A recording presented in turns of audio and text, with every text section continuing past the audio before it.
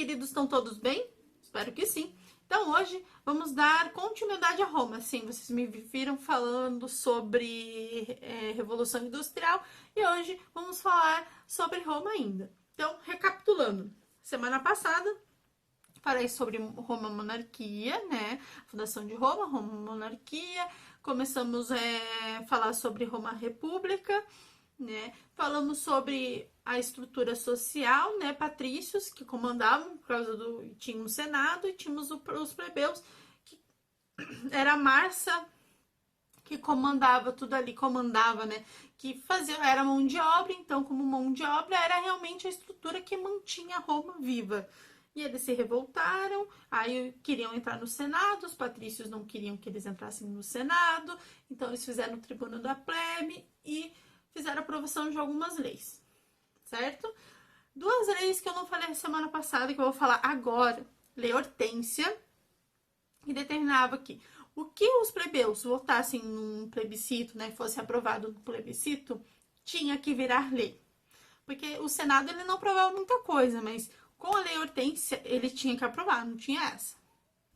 Tinha como pensar, falar, não, talvez a gente aprove. Não, tinha que ser aprovado. Aí temos a Lei Licina. Se vocês lembrarem da aula passada, como era a estrutura do Senado, né? Do magistrado, tínhamos os cônsules, 2 cônsules. Então, com a Lei Licina, um dos cônsules deveria ser plebeu. Interessante, né?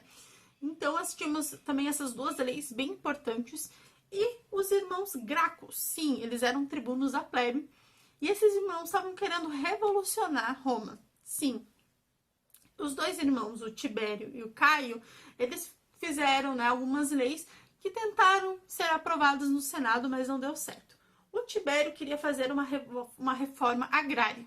Ele queria tirar as terras que eram do Estado, né, dos patrícios, e queriam dividir entre os pobres, entre os plebeus. Tá. A terra era do patrício.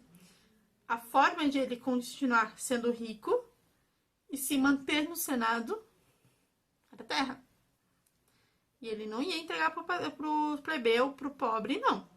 Então, Tibério teve a sua lei de reforma agrária reprovada no Senado e ele e os seus seguidores foram perseguidos.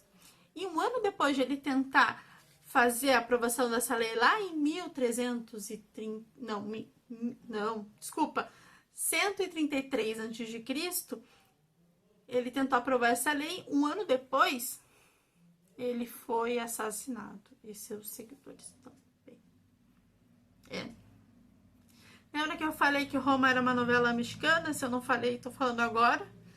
E aí, seu irmão Caio tentou várias vezes fazer a aprovação da reforma agrária, mas não teve sucesso. O Senado não aprovou. Só que ele fez uma lei, que é a Lei Furmentária, no qual ele diminuiu o valor do trigo. E essa lei foi aprovada. Os patrícios não gostaram, porque era sua fonte de renda. E aí esse cara e seus seguidores começaram a serem perseguidos. Aí o Caio, com medo de como ele poderia morrer, ele pediu para o seu escravo matar ele. Sim. Roma é uma novela mexicana. Isso mesmo. E tivemos, durante um período, no período republicano, alguns generais comandando Roma. Tivemos o Silas e o Mário. Mário foi um dos primeiros governadores, né, militares de Roma. E generais, principalmente, né? E esse cara simplesmente começou a pensar no exército profissional, né? Que os militares, os soldados, tirar os militares, né? Os soldados, eles fossem pagos e recebessem um valor depois quando fossem se aposentar, um pedaço de terra. Então isso fazia os soldados serem motivados a continuarem a deixar o exército fortalecido, até porque o império era gigantesco e isso era necessário. Aí depois de um tempo, Silas assume o poder, aí ele corta todo barato, né, quase todo o poder do Senado, acaba sendo bem controlador e ele fica 10 anos no poder. Aí ele renuncia. Aí, neste momento, o Senado, ele fica numa sinuca de bico. Por quê? Porque ele precisa controlar o império que está gigantesco. A gente tem um império que está dominando parte da Ásia, o norte da África, a parte sul ali da Europa, né, e Península Ibérica. Então, existe uma necessidade de controlar a plebe em todo esse território. Porque a plebe teve a morte de duas pessoas importantes que queriam fazer aprovações de leis que ajudassem eles, e eles estavam vendo que não estava sendo muito boa a situação. Então, o Senado distribui o seu poder entre 3 generais. Então, 3 generais, eles vão irem para partes do Império e governar o Império Romano. Neste momento de divisão de poder, é chamado de triunvirato. Então, o poder entre 3 homens iguais, os generais. Temos 2 triunviratos. Sim, aí a novela mexicana tem um capítulo, né, uma temporada, na verdade, para falar melhor, muito mais interessante. Sim, o primeiro triunvirato, a gente tem o Júlio César, temos Pompeu e Crasso. Primeiro triunvirato, o Senado achando, tá, agora vamos ter tranquilidade. Tranquilidade, tá tudo de boa, da hora. Pero não em Roma, porque se a nossa fundação foi o maior bafafá, você acha que vai ter um momento de paz? Não, nem um pouco. Júlio Crasso é um dos generais, ele fica com a Ásia. Júlio César vai ficar com a Gália. E o Pompeu fica com a Espanha.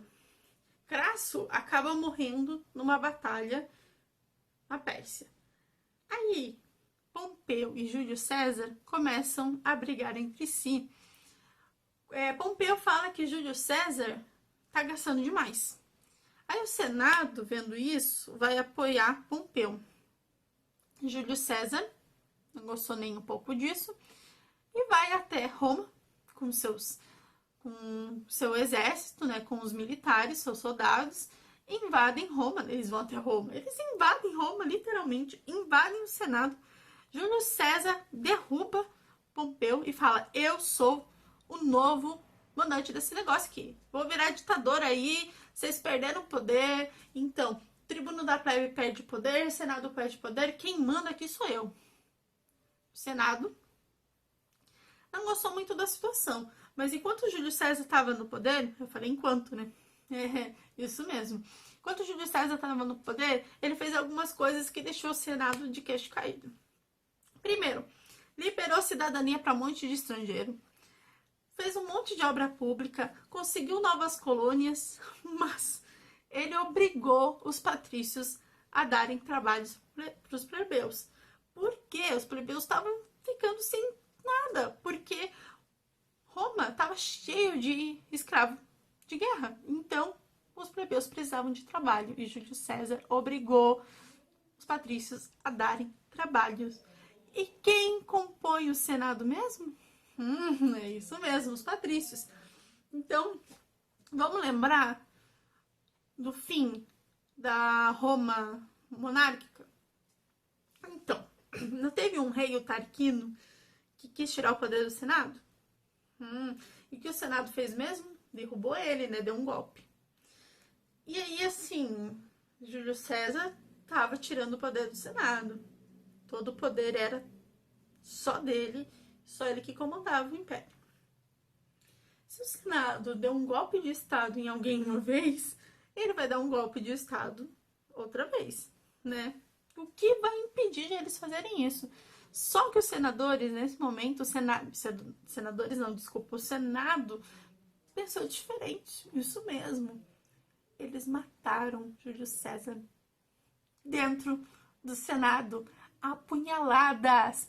E um dos caras que mataram Júlio César foi o seu filho adotivo Brutus.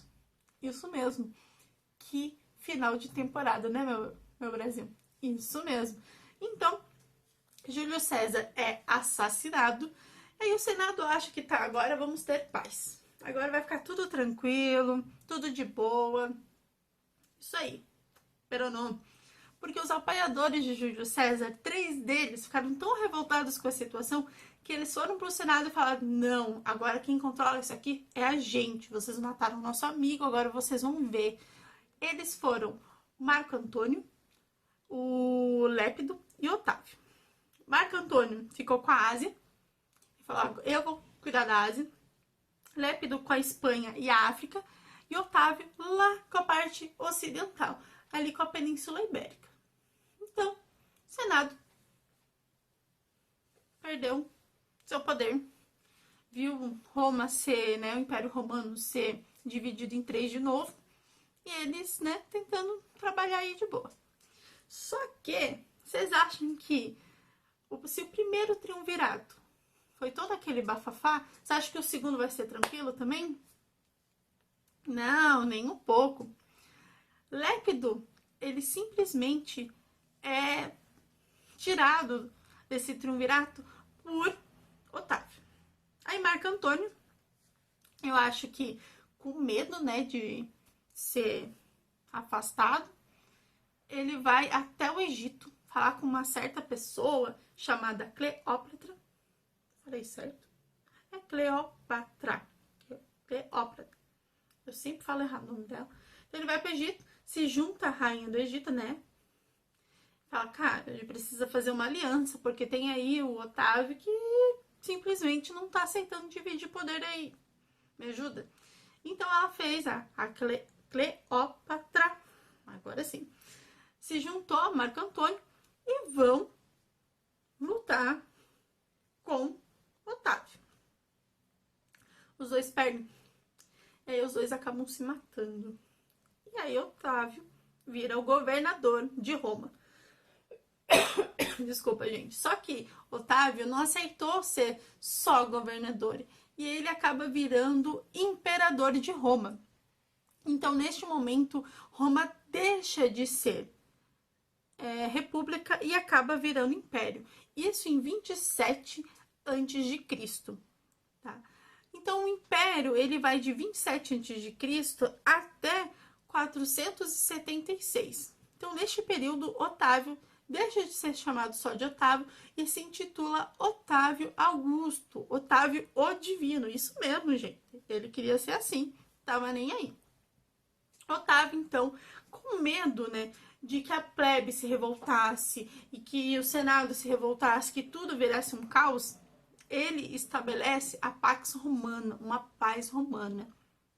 Primeiro, reduzindo a expansão territorial, fazendo um fortalecimento de suas fronteiras, fazendo grandes obras públicas, melhorando os portos, as rotas comerciais, as estradas. Desculpa, gente, para melhorar o comércio. Coloca como o império está gigantesco, ele precisa ter uma língua oficial para transações comerciais, para ter uma união cultural. E essa língua se torna o latim. E ele incentiva demais as artes. E faz uma política bem interessante. Sim, a política pão e circo. Essa política, ela estabelece uma alimentação um pouco mais barata, então ele reduz os valores do trigo, por isso que é o pão. E o circo é porque falei que ele estava incentivando as artes, certo? Então ele jogou artes, todo tipo de coisa possível relacionada à arte cultural para os romanos, mas principalmente o Coliseu. Quem já viu o filme Gladiador? Levanta a mão. Então, o que aconteceu no filme Gladiador foi implementado por Otávio Augusto. Ele simplesmente jogava as pessoas para se matarem, os gladiadores. E num certo momento foram colocados cristãos também para serem jogados no Coliseu, enquanto eles eram devorados por leões. Gente. E as pessoas iam no Coliseu assistir isso e aplaudir isso. Essa era a forma de controlar a população. Isso mesmo. Neste período de governo do Otávio, nasceu uma figura que acabou contribuindo para a queda do Império Romano, Jesus Cristo. Otávio Augusto morre em 17 depois de Cristo. Olha para ver a importância desse cara dentro da história. Então, Otávio Augusto morre em 17 depois de Cristo, né? Vou parar de falar depois de Cristo, tá bom? E outro cara vai assumir o seu lugar, que é o Tibério. Sim, o período de Tibério no Império é marcado pela corrupção. Então, eu vou falar muito sobre isso. Eu falei mais sobre Otávio porque Otávio foi muito emblemático no seu governo dentro do Império. Por quê? O Otávio, ele conseguiu deixar essa paz romana, a Pax Romana, durar por 200 anos. Então, é muito interessante a gente falar sobre ele. Então, tivemos o Tibério, corrupto pra caramba. E aí, chegou o Calígula. Calígula, ele tava nem aí pra administração pública de Roma. Ele só queria diversão. Então, seu período foi totalmente maluco e interessante. Ele era conhecido pelas grandes festas com uma luxúria gigantesca. Depois de Calígula temos Nero. Desculpa, gente. Nero, ele foi muito emblemático, mas de uma forma negativa. Por quê? Lembra que eu falei de Jesus Cristo ali? Que ele até foi tão importante que teve até uma ruptura na linha do tempo, na história, que a gente fala antes de Cristo e depois de Cristo? Sim. Então, o cristianismo, ele foi crescendo cada vez mais no Império Romano. Conforme o Império ia crescendo, o cristianismo ia crescendo junto. Ele era uma seita judaica antes, mas conforme foi tendo uma adesão grande de pessoas que eram pagões, de pessoas que eram judias, foi crescendo cada vez mais. Já falei repetidamente. O cristianismo, ele prega uma vida mais justa, mais sem luxos, enquanto o Império Romano, ela tem uma abordagem totalmente diferente e se cultua muito Jesus Cristo, certo? E Nero não estava gostando de perder o seu prestígio. Então, cada vez mais que o cristianismo crescia, o prestígio de Nero diminuía. E Nero era uma figura muito louca, gente. Ele fez coisas, assim, absurdas, que eu não vou comentar aqui, eu mando no material. Então, uma das coisas loucas que Nero fez foi incendiar Roma. Sim, isso mesmo.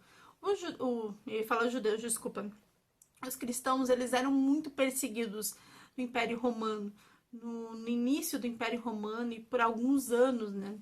Por 300 anos eles foram perseguidos.